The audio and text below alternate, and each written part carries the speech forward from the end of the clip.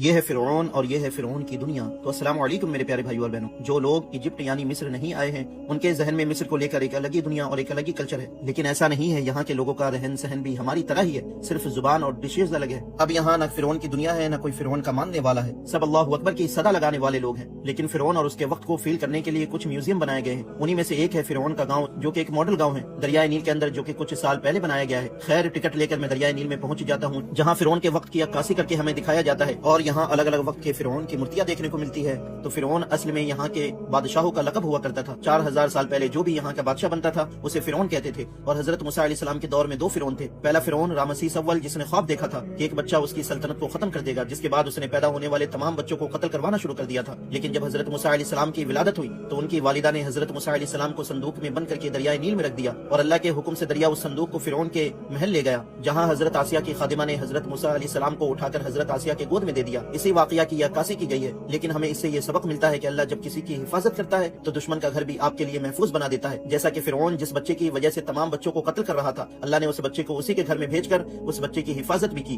اور حضرت موسیٰ علیہ السلام کی پرورش بھی فرعون سے کروائی۔ تو یہ ہے اللہ کی شان۔ تو کہیں بھی مصیبت میں پھنس جانا تو اسے یاد کر لینا۔ پھر یہ تمام چیزیں دکھائی جاتی ہے کہ فرعون کے وقت میں کس طرح آگ جلائی جاتی تھی، کس طرح مچھلی پکڑی جاتی تھی، یعنی فرعون کے وقت میں کس طرح زندگی گزاری جاتی تھی، ان تمام چیزوں کی یہاں عکاسی کی جا رہی تھی۔ پھر فرعون کے ممی کا یہ ڈمی دیکھنے کو ملتا ہے، جو اوریجنل ممی کسی اور میوزیم میں، جسے میں انشاءاللہ دوسرے دن دیکھنے جاؤں گا، جو رامسیس دوم کی ممی ہے، جو رامسیس اول کی موت سے عبرت حاصل نہ کر سکا، تو اللہ نے اس فرعون کو دریا میں غرق کر کے آج دنیا والوں کے لیے عبرت کا نشان بنا دیا۔ کیونکہ حضرت موسیٰ علیہ السلام کی تبلیغ کرنے پر ایمان لانے کے بجائے ان کی دعوت توحید کو جھٹلانے لگا، کیونکہ اس کے پاس مال و دولت تھی، اتنی بڑی سلطنت تھی جو کہ آج بس لوگوں کے لیے تماشا اور عبرت کا سامان بن گیا ہے۔ تو جب بھی مال و دولت یا کسی چیز کو لے کر تکبر پیدا ہو تو فرعون کو یاد کر لینا، جس کے پاس وہ سب کچھ تھا جو تمہارے پاس یا میرے پاس ہو بھی نہیں سکتا۔ تو جب یہ مٹا دیا گیا تو تم اور ہم کیا چیز ہیں۔